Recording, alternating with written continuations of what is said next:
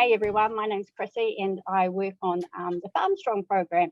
And thank you so much for joining the call tonight. It's great to have lots of you jumping on, and I'm sure there'll be a few more people joining us soon. So farmers and growers are continually telling Farm Strong that finding time to catch up over farm fence, over a cup of tea or a beer, really helps their well-being. And tonight's webinar is all about that too. It's a great opportunity for you guys to connect and learn from each other, as we all have those well-being tools in our toolbox that we use on the farm and you guys use in the orchard, that help us get through when life throws some of that hard stuff at us. And that's what Farm Strong is all about as well. We're always sharing practical wellbeing tips that farmers and growers have told us works for them on the farm and orchard, and it's all backed up by the science of wellbeing and our wellbeing experts too. So all through this webinar tonight, the chat box is going to be open, and we're keen not to only get any questions that you have for Sam, but also for you all to sort of share your thoughts around what wellbeing habits you lock in on the farm, so that we can all learn from each other tonight too. So type away as we keep chatting this evening, and I'll be keeping an eye on the chat box tonight and sharing all that feedback, and we'll be answering those questions that you send through to Sam as well. I also wanted to tell you guys about some Farm Strong comedy shows that are coming to your regions in June. So we've got one on Friday the 10th of June in Lumsden Hall, and there's also one on Saturday the 11th of June at the Clinton Community Hall. So another great chance to get some mates together, get off the farm and have a good night out and have a bit of a laugh. The tickets are just $20, and we've got an awesome lineup of comedians. There's Nick Rado, Andre King, and a couple more as well. But what we'll do after this call is we'll be sending a follow-up email as well to you all, and I'll send you the links for the info on the comedy shows. Before I hand over to Jared and Sam tonight, you probably can't see Jared, but he is in the background there. I'm just going to pop a quick poll up to find out what sort of farming and growing you guys are all involved in, so we can sort of see who's on the call tonight. So I'm just going to pop that up now, and then I can show you the results. So what sort of farming growing are you involved in? Dairy, beef and lamb, horticulture, viticulture and other. Oh, looks like majority beef and lamb are with us tonight, quite a bit of dairy, bit of hort and viticulture as well, and a few others as well. So I'll share those results so you guys can all see it as well. And thanks again for joining the call, and I'll hand over to Jared and Sam to have a chat with you all. So this is one of the, do you want to just close that poll screen there, Chrissy? Great. Be able to close. So actually, I'm gonna hand over to you, Sam, in a minute. This is not how we normally do things. And actually, interestingly, one of the things we're going to talk about is how you deal with pressure. And certainly, Chrissy and I have just dealt with it a little bit tonight because we couldn't get Sam on in the normal way. And actually, probably for me, what was the mantra that was going through my head is, this is not going to be perfect, but it's going to be the best we can do under the circumstances. So I'm Jared Vaughan. I've been lucky enough to be with Farm Strong right from the beginning when we started working on the idea, and it's been a real privilege to get to know Sam as our ambassador over this time. Just how we're going to run this, there is a chat box. I really encourage you to use that.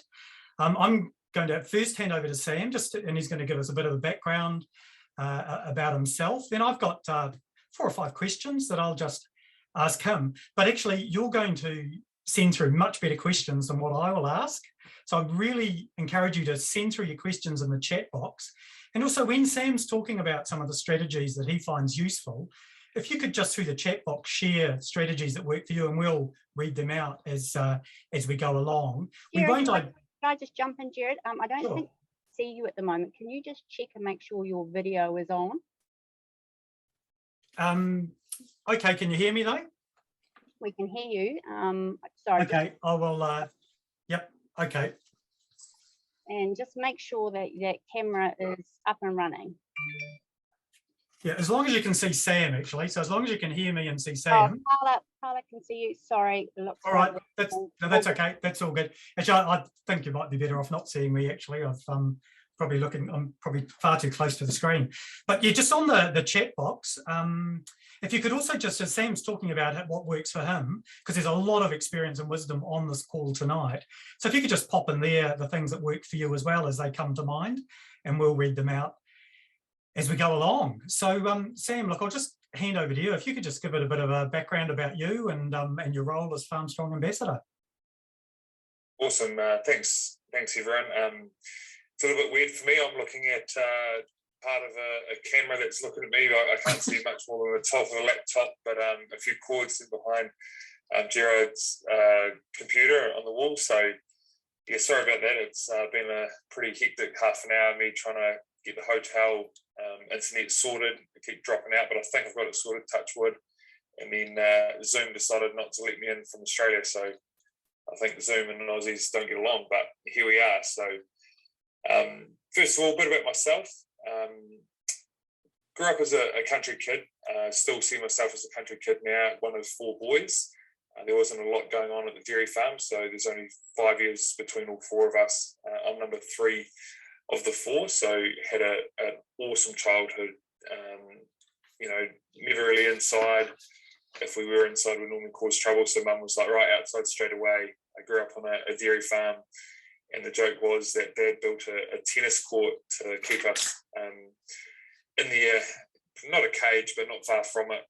That worked pretty well until we hit about 4 or 5, and then Dad looked down and we're climbing up and over the tennis court to be free and go build huts on the farm, go chase possums, and do those things that most Kiwi kids do in their upbringing, and it's normal. It's a little bit different to the way some people live and grow up, but anyone that's rural understands that life. Definitely remember some amazing times on the family farm, whether that was with uncles and aunties, grandparents, siblings, cousins.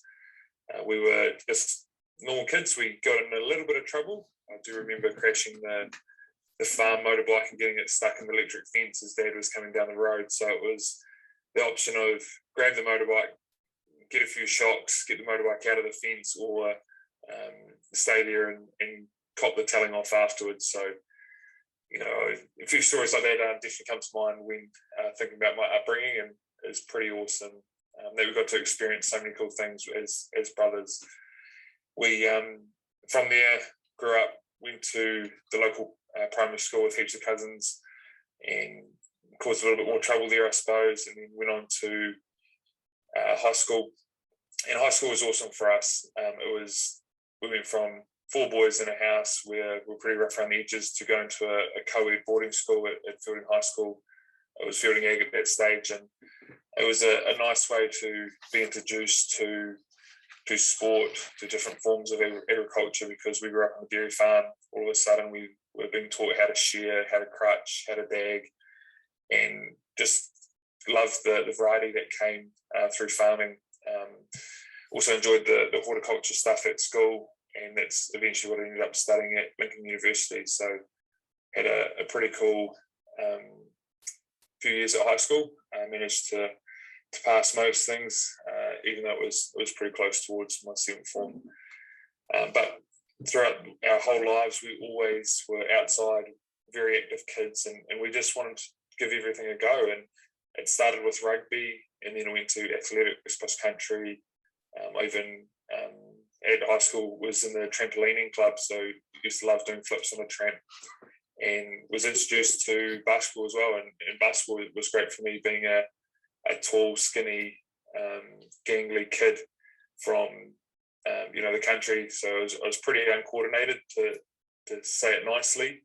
And I think the first year I got the most improved, the next year I got most improved, and the year after that I got most improved. So kind of sums up how uncoordinated I was, but I wouldn't be anywhere with the rugby stuff without basketball. And it was a pretty cool way to install some different things and different work ethics compared to rugby, because I've been playing rugby since I was 3 years old with 2 older brothers. So it was cool to take up a sport that I had no idea about, and actually kind of evolve and grow as a person, but also as an athlete on the basketball court.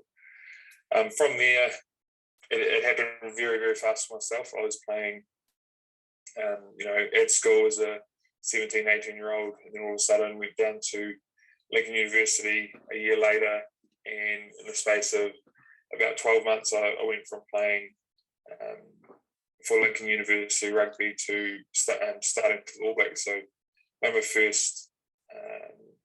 first All Black game when I was 21, and it happened so quick. Even now, looking back, I think it probably happened too fast. Was I ready? Probably not. But at the same time, enjoyed the challenge of getting out there as a boy against men. But had a pretty awesome support network to help me up and set me up to be successful.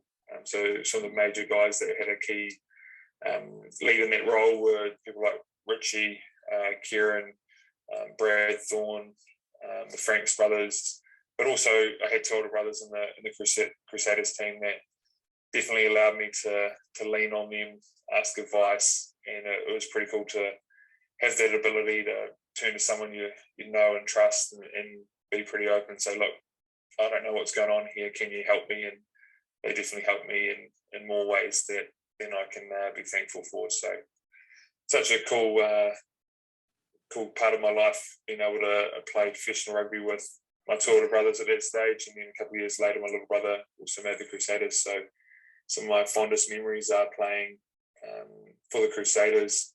I hate to say it against the Highlanders, but a couple of my brothers have played for them too, so they're definitely probably my second team. But there's a little bit about myself.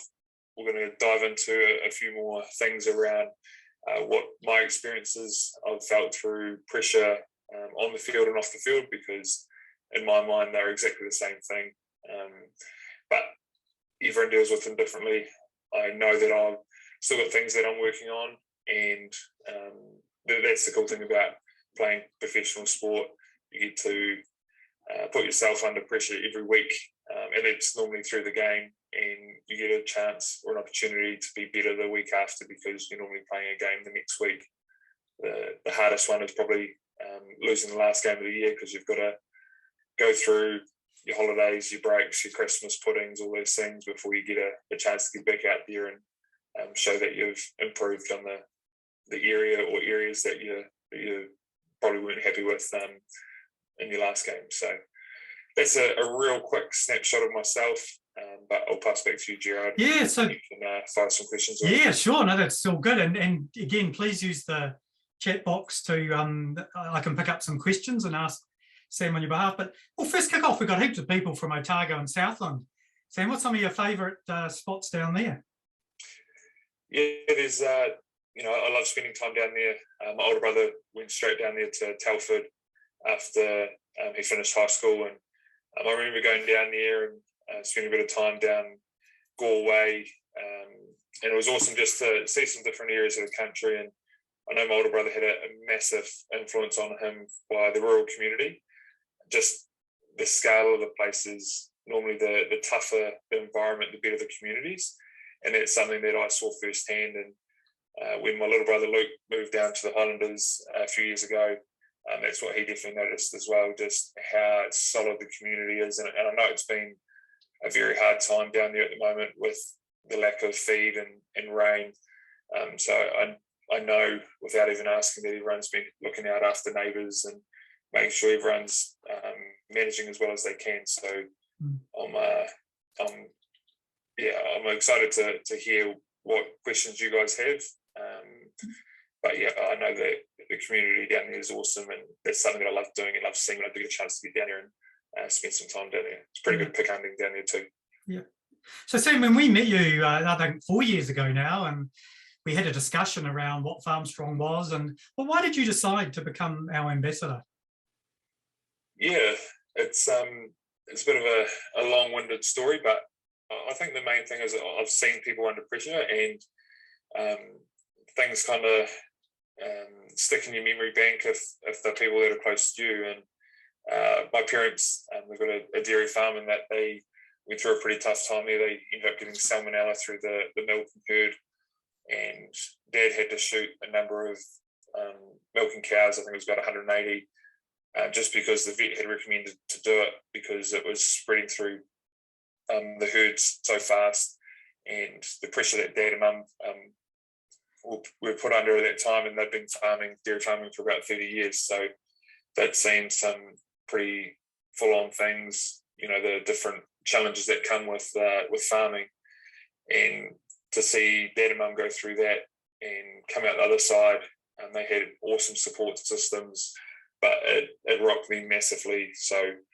when was introduced to all the guys behind the scenes with Farm Strong, I thought, this is an awesome thing, and I know that I'm going to get so much enjoyment out of helping people, and that's something that I get to see sometimes on a day-to-day basis when people get to, you get to meet them and they say, look, you've helped me or someone I know really well, and it's such a rewarding thing. But the challenge for myself will be to put a lot of these things into practice when I do finish from rugby and I do go farming myself with my family. So hopefully I can install the things that I'm talking about that the team at Farmstrong are saying, because I can see them working firsthand, and I do use a lot of it as a rugby player, even though some of it is geared up for being on the farm. Mm. Sam, you talked about when you're at that young age, and saying maybe you weren't quite ready for it, feeling maybe a bit out of your depth. And actually we hear this quite a lot from people in farming, that you're put in these situations where there's a lot coming at you. And it's not just on the Saturday's game, it's like every day. And so what have you learned about, because actually what, at worst, when people say, they don't let on that they're really struggling, or that they need help, or that they need advice, and they even at worst sort of isolate themselves and just try and staunch it out and cope on their own. Just what would you, if someone was saying to you that's how they deal with stuff, what's your learning? What would you be saying to them? Yeah, pretty cool situation that I was put in. So growing up as a kid, all I wanted to do was play rugby or basketball, and I was lucky enough to get given the opportunity as a young athlete at 21 to be asked to play for our country. And was I physically ready? No, definitely not. I was 106 kgs. They wanted me around at 115. The heaviest I've been as a rugby player is 123. So I definitely didn't have enough meat on the bones as such. So there was one part of it. So I knew that was going to take time. You can't just go and bulk up pretty quickly. As anyone that knows with farming, you can't put on all this weight on stock without putting time and effort into it. But the thing that I had a massive amount of help with, and growing up with three brothers, I think was my strength from the start, was my mental side of the game, knowing that if I went in there really prepared for whatever was thrown at me, I was going to be in a pretty good spot. And like I said, those guys that I mentioned before, Brad Thorne, mentally really sharp man, helped me massively with my mental state of the game. So he said to me, look, you're 106 kgs, that doesn't matter, go out there and play like you're 120. And it's amazing when you start talking in those ways, and the positive mindset, that you do take those things on board, and you can go out there and do things that probably you're not meant to do, people don't expect you to do. And it was awesome for me at that time in my career to just back myself to go out there and play. But at the same time, they weren't going to let me make massive mistakes. And, if I did make a little one, they picked me back up and helped me get better at whatever it was. So then hopefully I didn't make it again. And I owe so much to those people, those senior players that guided me through those first couple of years. And now hopefully I'm guiding some of these young guys. We're away with the Crusaders at the moment, had a few injuries. So there's some guys that are 20, 21. I'm trying to repay the favour that I had from such a young age. So Sam, what I've sort of taken out of that in terms of, the advice you'd be giving to farmers, look, don't expect that you're going to get everything right straight away. And some things will take time, to learn how to do. I mean, farming and growing is a really complex business, and you're learning the whole time. So don't be real hard on yourself if you're, give it. And then I think the other thing that you have welcomed in some experienced people around you, and I'm sure you've asked questions, you've listened, and you've sought help when you've needed it. And I think that's what I'm taking out, that's a really good thing. Yeah, that ability to ask the right question at the right time. I think for me, with what I do, you probably don't have time to ask a question during the game, but all those trainings leading up to it are a great time to ask those experienced people. Yeah. And that's what I'm trying to do with farming too. So aligning myself with some people that have seen a few more winters than myself. So hopefully I can get some of that knowledge out of them. And hopefully they're getting just as much out of me too. But that's something that I know I have to do going forward. So when we do go farming, I'm hopefully not making those 101 mistakes that some people do make. Yeah. So we've got a great questions come in. Do you have any telltale signs that indicate you're getting stressed or under pressure? For me, I have noticed my office desk gets messy when I'm under pressure. So what are your telltale signs? Yeah, my office at home is an absolute pigsty, but it's probably more because the three kids get in there, they find a calculator and they think it's a phone, and they push all the numbers, then they find a vivid or a highlighter and think it's a free game to draw and everything. But I think my telltale signs that I'm under pressure is my sleep. Even if I'm getting bed too early, I just won't have a good night's sleep. And this is something that we've talked about heaps, is actually making a list. And sometimes the list can be 3 things or it can be 30 things. But as soon as I've written it down, it's an easier way for me to go, okay, I'm going to deal with that later. And for me, balancing rugby life with family, with farm, with all those different things, I've got 2 diaries, and both those diaries are just full of lists. And it's quite nice when you do get a chance to cross things off. For me, it's a feeling of, right, I've accomplished something today or something this week, and it's just nice to see it crossed off. But in the same breath, I know in the farming world, in the rugby world, there's always something to do, something to improve, something to make better, something to think about. So that's something that I know myself I have to keep reminding myself and my wife. She's really good at it too, going, well, look how much we've achieved in a short amount of time, whether that's through sport or through business. So I know when I do that, that's when I'm achieving things, and I know when I'm under the pressure, it's that sleep to go out the window. So sometimes I might get out of bed at 10 o'clock at night and write a whole lot of things down and jump back in bed and I'll fall asleep straight away, where if I don't, I'll lie there for an hour or two, tossing and turning. Yeah. Look, the challenge for sleep is massive in farming and growing. Sam, when we do our annual surveys, that's one of the biggest challenge areas. So yeah, strategy, that's, in terms of you using a list and writing it down, getting it out of your head so you can, you're not lying in bed with stuff spinning around. Look, this is another great questions come through. So this one is, how do you cope when the pressure is unrelenting, like constant legislative changes from the government? Now I'm going to actually put that question back out to those online as well. So, because I'm really keen for you to use the chat box to say how you cope with that. But actually, Sam, I'd be quite keen, because, every year or every 4 years, you've got the whole country expecting that the All Blacks are going to win a World Cup. And you've been part of teams where that's been, how have you dealt with that pressure? Then I'm going to ask you about how you've dealt with, the disappointment, and then I'll keep an eye on the chat box and see if people have come in with other. And I mean, does that feel unrelenting pressure, in terms of you with the national team to always be winning? Yeah, that pressure is something that is there no matter who you're playing for. So if I'm playing a game of club rugby, whether it's for Canterbury, Crusaders or All Blacks, the pressure is there. It's never a Canterbury player, Samuel, or a Crusader player, Samuel. It's a All Black Samuel Whitelock has played well or played terrible or whatever. And it's something that definitely took a while to get my head around. And the way someone summed it, I can't actually remember who it was. They said, look, you're an All Black now till the day you die. It doesn't matter what you do, whether it's good, bad or ugly. Everyone's going to hold you to the All Black standards of what they think they are.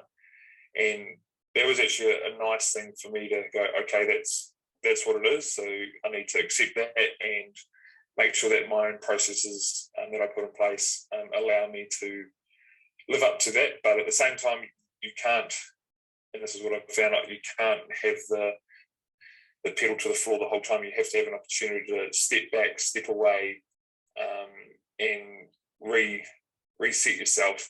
And when I say that, I don't mean you have to go away for 2 weeks and lie on the beach and do nothing. I mean, sometimes in a game, take a moment to stop.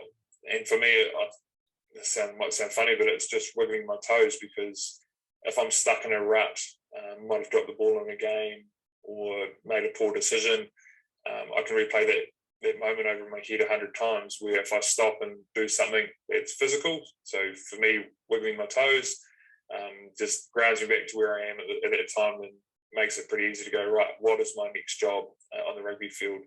Or what is my next job as a father of 3 kids? And that there works massively for me. For some people, that's the wrong advice, but for me, that allows me to go to the process of what I need to do right now, because you can't fix what's happened before. So whether that's, knocked the ball on, lost the scrum, missed the tackle, any of those things that, potentially could put you into a bit of a hard spot to get out of. And I think that's my process for rugby, but that's what's helped me away from the field as well. So the more time, more pressure comes on my time. Sometimes, well, today's the prime example. I was getting pretty frustrated with 2 laptops and a phone trying to get on Zoom, but the reality is we found a way, and it's not ideal, but the reality is we're still getting to see you guys, and an opportunity to ask a few questions and hopefully get some good answers. Sam, I'm going to pursue just another angle of that question, that sometimes when we're under pressure and there's things outside of our control, and say like take government legislation, I'm quite keen for you to talk about how you deal with things outside your control, in your control, and you talk about what you can influence. But I'm actually just, quite often in sport, opposition will intentionally wind you up and threaten you to try to get you to have a, mini brain explosion, so they get a penalty or a free kick.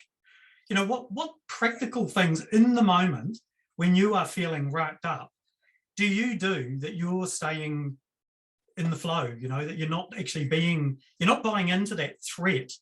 Because it's quite a well-known strategy, isn't it? It's the Muhammad Ali, the rumble in the jungle, when he, Yeah, I think with the legislations, it's similar to the rule changes for us. I think the main thing with that is what I've seen work and be successful is actually being ahead of the curve. So being proactive versus reactive. And I think when we're doing that on the rugby field, when I've seen people do it in the rural industries around water, way you can graze your paddocks, all those things, if you're ahead of the game, all of a sudden these rules changes come in, different ways of doing things. Those people that are proactive are normally 1 or 2 steps ahead. The people that are potentially hanging on to what was normal find it probably harder to change. And don't get me wrong, I don't agree with all the rules, legislations through the government, referees, rules of rugby and stuff like that. But if I'm ahead of the game, it's easier to adjust to those changes rather than being reactive.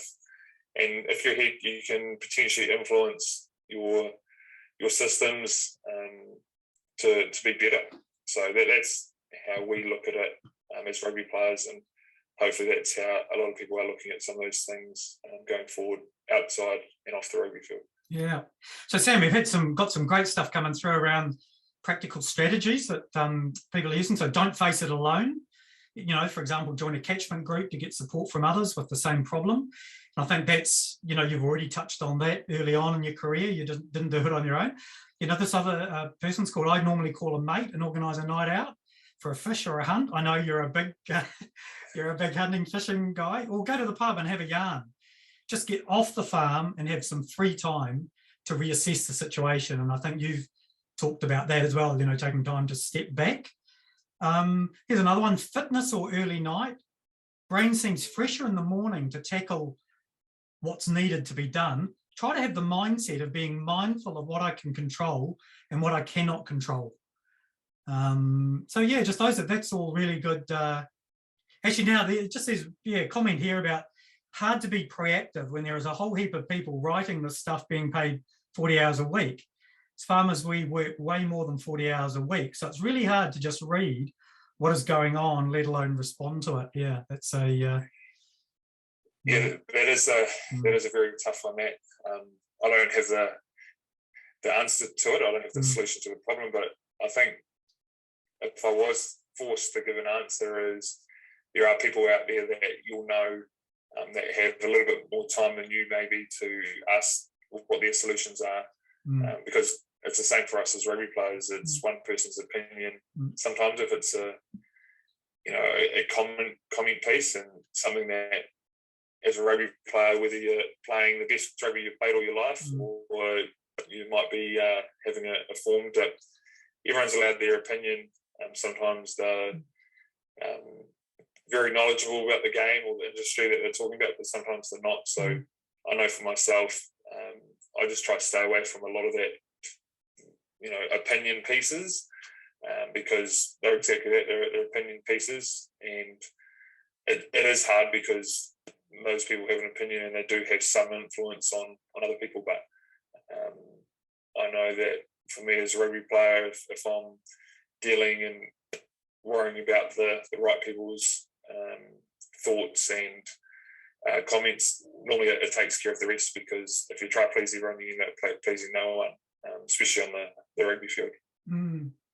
So Sarah, actually, this is a question I never asked you before, actually, but do you find it hard to ask for help when you do that? Like, because it's quite a male thing, isn't it? Well, maybe it's not just males, actually. I think I've actually been put in that situation over the last 2 to 3 weeks. It was a pretty tough situation, as any grandson would understand. So grandfather passed away a couple of weeks ago, and going back and forth from Australia to New Zealand, all those things, obviously the emotion running high, getting back for Granddad's funeral on the ground in Palmy for about 6 or 7 hours, and then having to leave when the heart definitely wanted to stay and spend time with friends and family. So yeah, it is hard, but I've got a couple of people here in the rugby environment that I can talk to about things away from rugby. But for me, it's never going to be sit down in a room opposite each other, looking people in the eye and saying, look, I need help. So we're lucky we were staying in Sydney. So it's like, look, let's have a yarn and go for a walk, or let's go for a swim. And it's just a different way of doing it, which helped me, rather than sitting in a room where I kind of feel that I'm trapped in there. So I probably wouldn't ask for help. So for me, it was asking help on my own terms. And I know that I had to do that because I couldn't be at home to spend time with family and mourn in my own way. So that's how I've dealt with that. But to answer your question, you said it's hard to ask for help, and every situation is different. Sometimes if you use one person for one thing you need to talk about, sometimes it's using someone completely different for the next one, because they might have a better understanding about that. Yeah, sorry to hear about your granddad. That's all good. He got to 91, so yeah, big farming man, and like I'm a big tall person, but granddad's hands were probably bigger than mine, and each finger was probably as big as 2 of mine. So didn't mind a whiskey. So there was a few jokes going on around where he used to say 2 fingers, please, but my fingers were not enough, so it was more like 3.5, 4 fingers for his whiskey. Look, we've had other responses that have just reinforced the challenge of the regulatory environment, and that it does create, a lot of stressor that can be very hard to manage on top of everything else that that people are doing. So I'm sort of just keen on for you to talk about expectation a little bit, because that's another big thing that's come up from a lot of people in farming, is that there's a lot of expectation on whether it's intergenerational or actually just around your own performance and how well, the farm's doing. Just how do you deal with expectations? And I know that you often have the expectations of the country, on your shoulders, and particularly how you deal with disappointment when, what's the mindset, like what are your mindset strategies that you use to, because I know that you have in your rugby career experienced some big disappointments as well as lots of, real highs.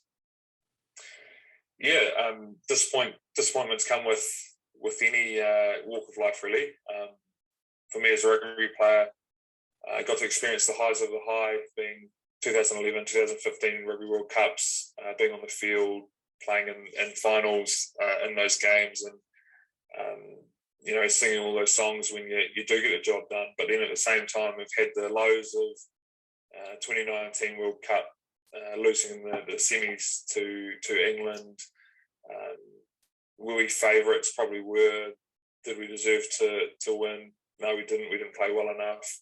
So there are different ways of dealing with different things like that. Don't get me wrong, I've still got a few skeletons in the closet about playing England in the semi then. And will I get over it? Probably no, but will I accept it? Yeah, I have to because I can't change it. But a couple of things that I've always tried to do is not let rugby define me. So whether you win every game of the year or lose every game doesn't sum up who I am as a person. I'm also a brother, a father, a husband, all those things that come with it. So rugby is just part of my life. It is a massive part of my life, but at the same time, it doesn't define who I am. And I have seen people try use that as this is who they are as a rugby player, and away from the rugby field, they probably haven't got the balance they need, or probably should have had. But for myself, the biggest one is it's part of my life, but the reality is it doesn't define who I am. So in saying that means when things are going great on the field, that's cool, but at the same time, I'm still working on things off the field away from it. So that's where I love connecting with friends and family, going fishing, going hunting. We've got a bit of land in the Hawke's Bay too, so that keeps me pretty busy. So sometimes that's going great, but the rugby's not going as good.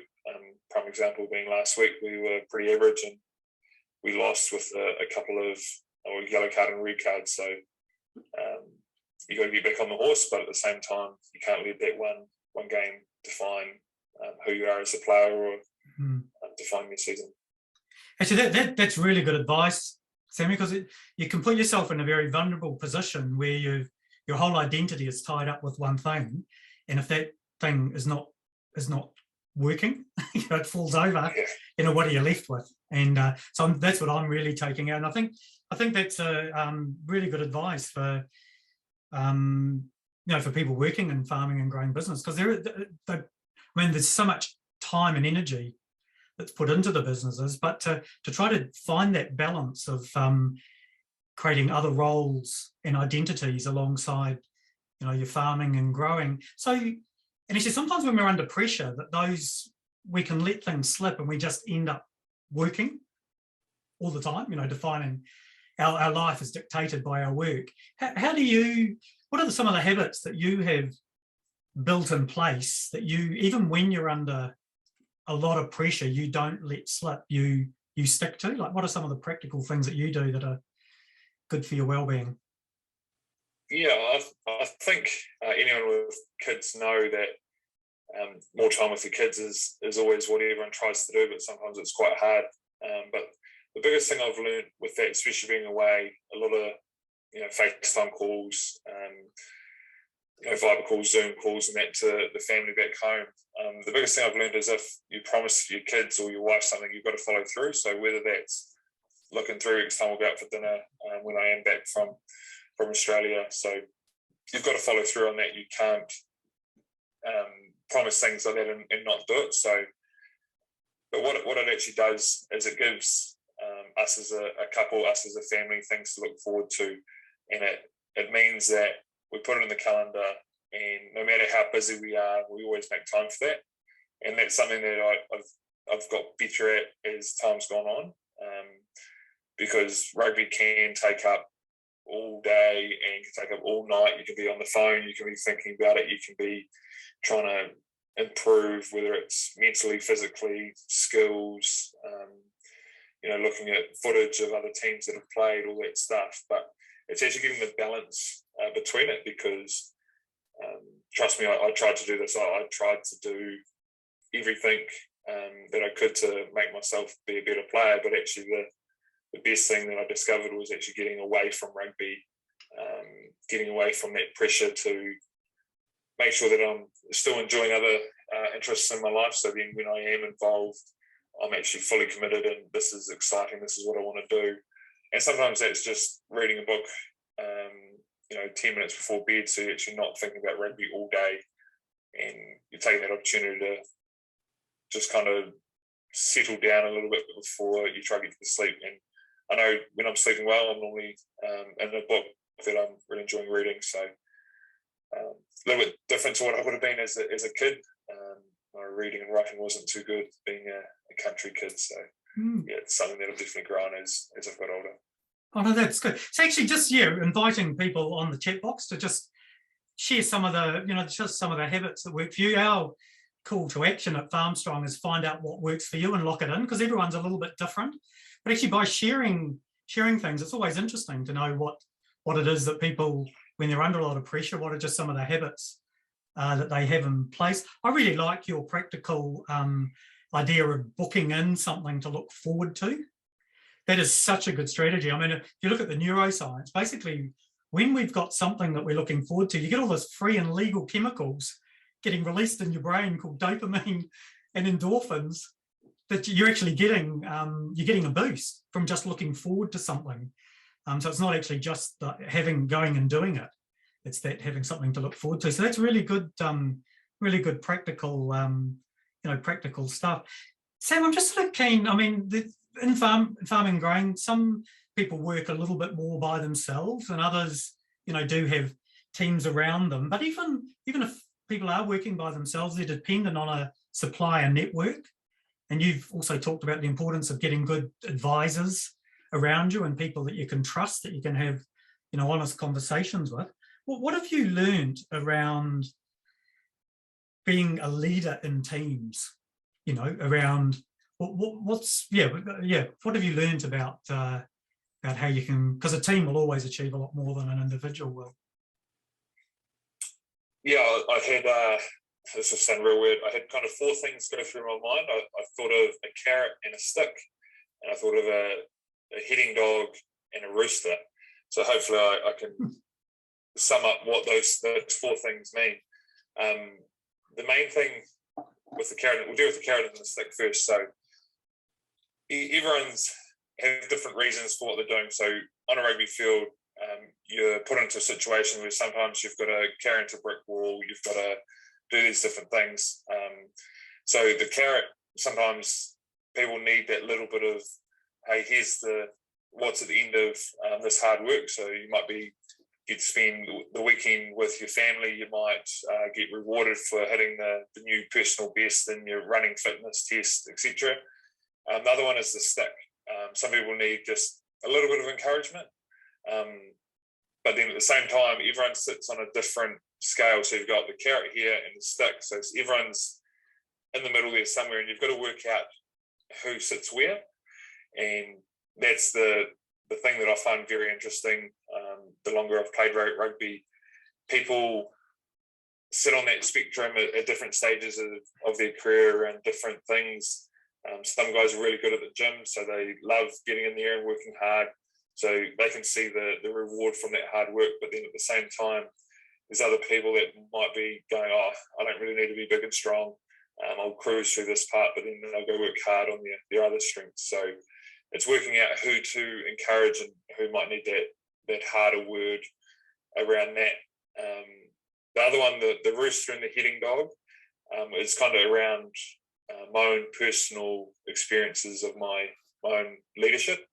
And it's quite nice to kind of give a bit more of a understanding to people. So the first one is the rooster. So you imagine there's a creek or a river and there's a bridge over it, but the bridge is all rickety. The rooster is the first one to cross, the 14 hens following behind. There's no other crossing first, but the rooster is. So that's the, hey guys, follow me, we're going to go do this is how we're going to do it. Direct, assertive type of leadership. The other one being the heading dog. I know there's a lot of people on here that will have heading dogs at home. The heading dog will sit back, obviously eyeing the 4 to 5 sheep in the flock, making sure that they're all tight, they're doing what they're meant to, but they've actually got the space, so they're allowing them to do their own thing, but they're keeping an eye on it, allowing them to make little mistakes, but as soon as one goes to bolt, the heading dog's in there to keep them tight. So there's the 2 different leadership styles, and yet again, you have to be somewhere in the spectrum at different stages. So it's not like on the rooster the whole time, Right. or on the heading dog the whole time. You have to be the heading dog in some aspects of life, or as a rugby player, as a leader, but then obviously having the balance of both. Not saying that I get it right all the time. I'm always looking for improvement, and with young guys, I think back to my own situation. So had some people say, go out there and do this, and that's what I needed, where other people said nothing. They sat back and watched, and then let you make that little mistake, and then they came and picked you up and gave you the enthusiasm and the energy to go give it another go afterwards. So those are the 4 things that I kind of have really learnt as being a leader and being a senior player of the squad. So that's kind of how I operate. But yeah, hopefully I get it right more than I get it wrong. But it's probably for the young guys to answer, not me. Yeah, but look, I really like that analogy of the rooster and the heading dog. And I think what you've probably said as a leader, you need to develop the skills to know when you use which, and also around the carrot and the stick. So there's a lot of judgment involved in being a leader around how you bring the best out in your team. I'm sort of quite keen to, because, as part of our networks within our families, and I mean, farming and growing, family business, a lot of family businesses within our neighbourhoods, and also within our, community teams, we will be rubbing shoulders with people who are under a lot of stress and pressure, and that we might be, worrying a little bit around, or wanting to know, what could I do, to help them. And I know one thing that you've talked a lot about, that, one thing that we can all do is become better listeners. That that Stephen Covey's got that great, like if you're listening to someone is like giving them oxygen. So just talk about what you've learned about listening. Yeah, one of 4 boys. I go back to that. So there wasn't a lot of listening going on. It was survival of the fittest. So if you wanted to eat, you got in there and made sure that you hoed in. Otherwise, you were going hungry. Not saying that we were underfed or anything, because we're all big, strong guys now. But I think the main thing with listening is actually you've got to do it. You've got to sit there in silence, and using the rooster and the heading dog. Me, naturally, I'm probably the rooster. I like to get stuck into things, get into it, but that makes it harder for me to be the sheepdog.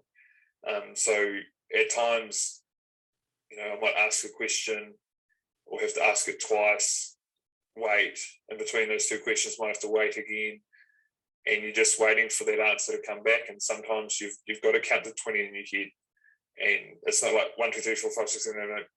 It's 1 Mississippi, 2 Mississippi. But what comes back is the absolute gold. And the other way to do it is not actually answer their question, is just ask another question.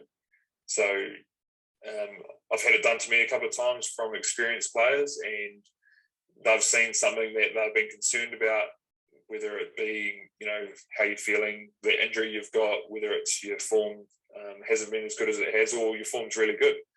So, just stop, listen, and it's very hard for myself to nail that, and I don't pretend that I nail it as much as I'd like. But that's what I've found, is when you listen, there's some really good things that come back, and it's the same for coaches too.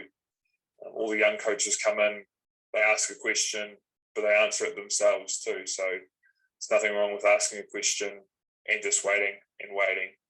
The answer will normally come, and sometimes it comes from a person or an area that you might not have thought of, but it's actually the bit of gold that comes out of that meeting or that catch up. Do you find it hard not to jump in with a solution? Yeah, no, it is tricky at times. But there's kind of two ways. So like on the field, we don't have time to stop and ask a question and wait and all those things. Sometimes it's just your communication style has to be direct, assertive, and then you've just got to deal with that after the game. But it's the same as anything. It's being able to pick up on people's body language, and everyone on this call, everyone can pick up when someone they know that's really well is not in a good spot, or they're in a really good spot because their body language gives it away. And I know for myself, I've had coaches come up to me and go, "Look, what's up?" And normally there's something going on, and they've picked up on body language or tone of voice. And we're lucky because we've spent so much time together that we get that opportunity to do that. But it's the same for anyone that spends a little bit of time with someone. So, again, a couple of good questions coming through, Sam. How did you find Lincoln Uni, and how was your time there? I know you had a pretty good first day from. Yeah, I feel like that could be a loaded question. Hopefully, Ron McKenzie's not on the call. But I had an awesome time at Lincoln Uni. After I finished school, I went over to Australia for 6 months, and I lived in the Gold Coast and did what every 18-year-old kid wanted to do.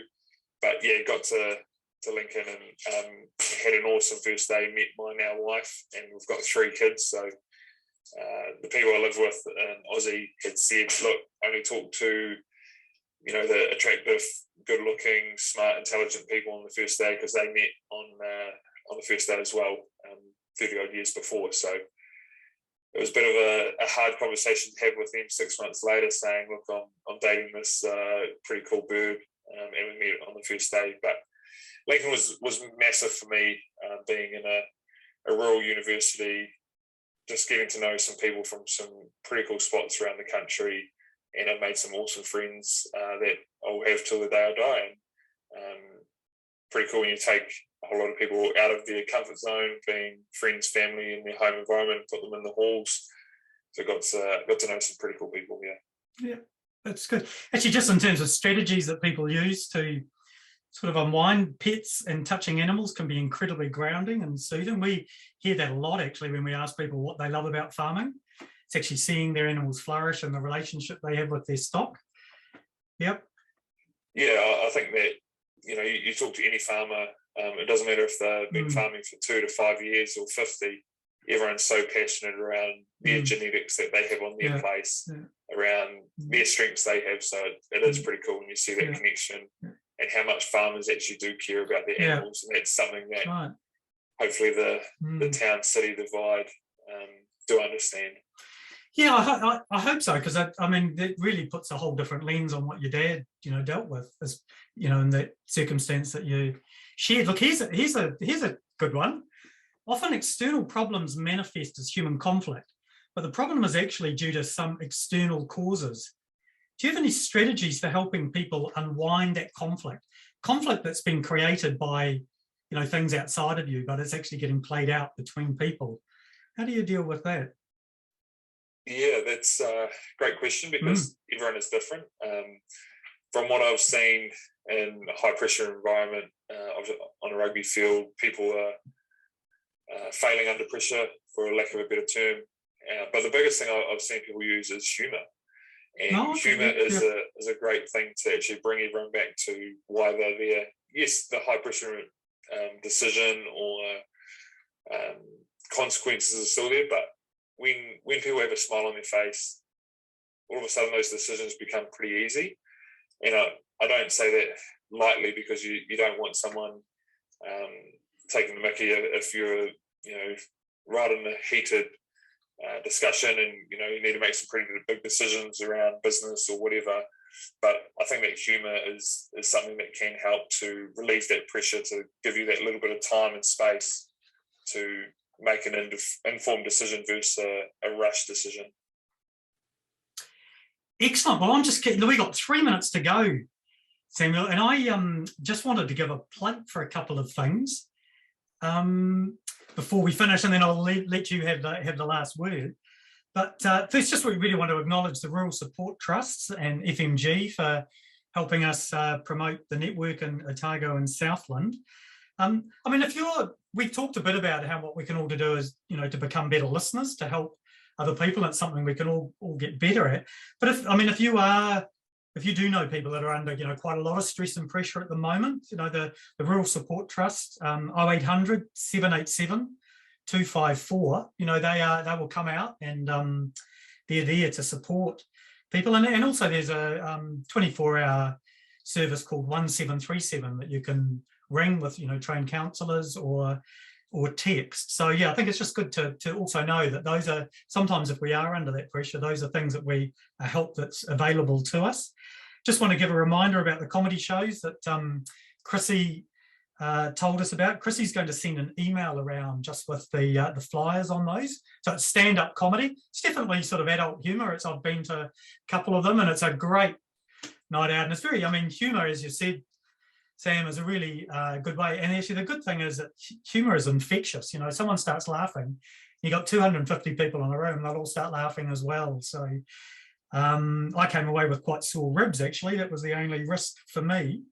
And there's 10, those comedy shows, there's 10 local businesses in those communities supporting, financially supporting those shows in June.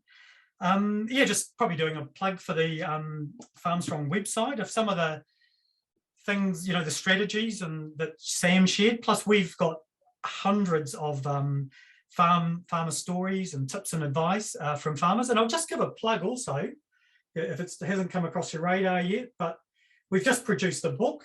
It's a coffee style book with 29 stories of farmers and their strategies in terms of what they do to keep themselves well. For people down south, you'll recognise a few of those. I did a little bit of, so Dylan Ditchfield is, Dylan and Cherie, they sort of made the cut in there. And then Tangaroa Walker as well, his story. And they're all talking about strategies similar to what Sam's done around how you deal with stress and pressure. Harriet Bremner, who's written a book around, how to help kids through tough times, and she's on a hill country station down south now. And then the final one, and we've got some fantastic, it's coffee style, fantastic photos. So this is from Vicky O'Connor, who's also a farmer and a photographer. But yeah, so look, if you want a free copy of that, Chrissy will send you the link for info at Farmstrong. You can send us in and we'll post that out to you. I've just, someone here has given a big thank you, Sam, for helping rural people and youth too.